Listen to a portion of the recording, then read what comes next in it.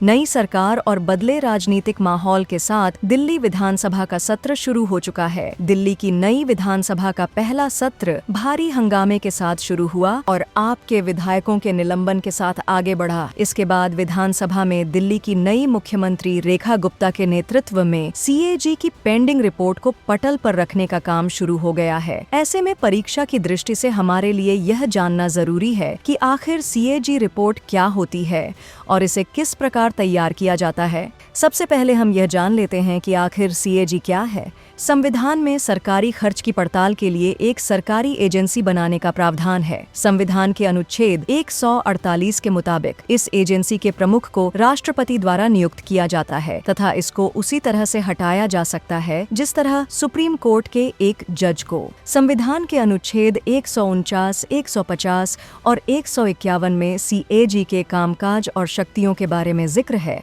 CAG का काम सभी सरकारी संस्थाओं का ऑडिट करना है और उसकी रिपोर्ट राष्ट्रपति या राज्यपाल के समक्ष रखना है। वर्तमान में सीएजी दो तरह से ऑडिट करता है, पहली रेगुलरिटी ऑडिट और दूसरी परफॉर्मेंस ऑडिट। रेगुलरिटी ऑडिट को कंप्लायंस ऑडिट भी कहते हैं। इसमें सभी सरकारी दफ्तरों के वित्तीय ब्यौरे का विश्लेषण किया जाता है। विश्लेषण में मुख्यतः यह देखा जाता है कि सभी नियम कानून का पालन किया गया है या नहीं। 2G स्पेक्ट्रम की नीलामी का मामला रेगुलरिटी ऑडिट की वजह से ही उठा था। इसी तरह परफॉर्मेंस ऑडिट में सीएजी द्वारा यह पता लगाया जाता है कि क्या सरकारी योजना शुरू करने का जो मकसद था उसे कम खर्च पर सही तरीके से किया गया है या नहीं।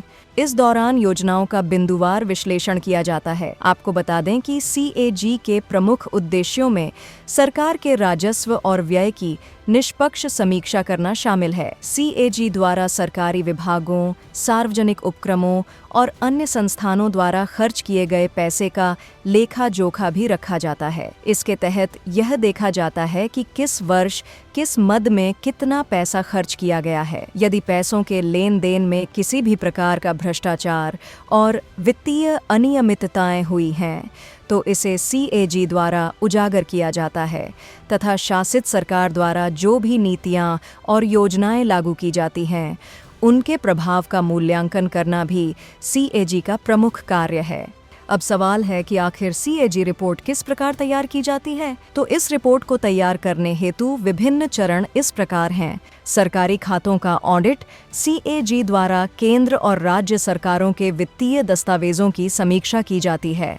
इसके बाद सरकार द्वारा लागू योजनाओं के क्रियान्वयन और उनकी प्रभावशीलता की जांच की जाती है। फिर ऑडिट के निष्कर्षों को एक विस्तृत रिपोर्ट के रूप में संकलित किया जाता है। रिपोर्ट तैयार होने के बाद इसे लोकसभा, राज्य विधानसभाओं और लोक लेखा समिति यानी पीएसी के समक्ष रखा जाता है।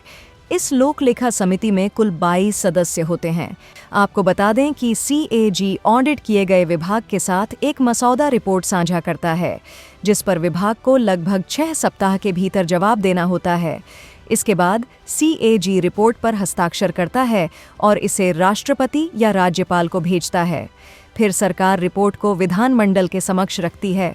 सीएजी रिपोर्ट पेश करने के बारे में संविधान क्या कहता है? दरअसल अनुच्छेद 151 में संसद या राज्य विधानसभाओं में सीएजी रिपोर्ट रखने का प्रावधान है, लेकिन इसके लिए कोई समय सीमा तय नहीं की गई है। यही वजह है कि सरकारें अक्सर सीएजी ऑडिट रिपोर्ट समय पर नहीं रख पाती हैं। उदाहरण के लिए पिछली दिल्ली सरकार ने विधानसभा में करीब 1 दर्जन सीएजी रिपोर्ट पेश नहीं की थी, जबकि उनमें से कुछ 4 वर्ष पहले ही उपराज्यपाल को पेश की जा चुकी थी। गौरतलब है कि सदन में रखे जाने के बाद ही सीएजी रिपोर्ट सार्वजनिक होती है। क्या आप जानते हैं वर्तमान में भारत के सीएजी कौन हैं?